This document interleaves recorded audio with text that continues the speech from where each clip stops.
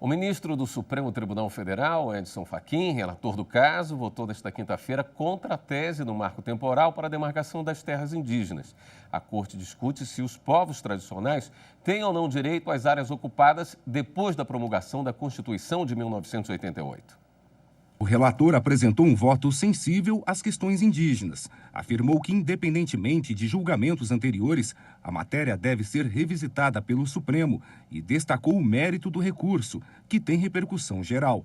Lembrou decisões importantes do STF, entre elas sobre a terra indígena Raposa Serra do Sol, em Roraima, em 2009, com a tese do marco temporal.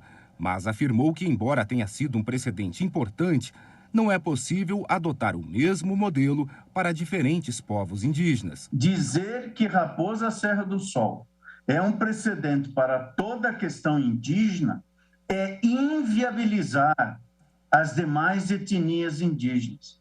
É dizer que a solução dada para os macuxis é a mesma dada para guaranis. Para os xoclengues seria a mesma dada para os pataxós.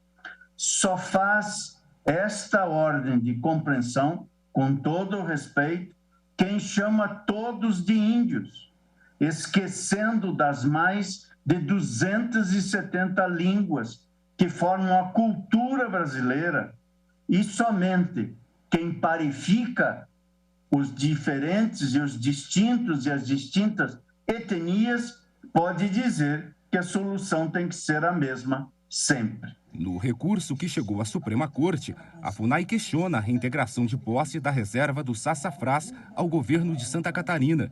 O Estado sustenta o uso do marco temporal. Os indígenas não teriam direito à demarcação porque não estavam de posse da área em 5 de outubro de 1988, data da promulgação da Constituição Federal. Fachin rebateu essa tese. Se aplica a teoria do marco temporal e não se verifica a presença indígena na data de 5 de outubro de 88 numa área específica considerada, não é suficiente apontar que aquela terra não seria indígena. É então necessário, nessa hipótese, questionar-se de quem seria a titularidade da área que deveria ter revertido ao patrimônio público federal, uma vez ser impossível a uso capião de terra pública.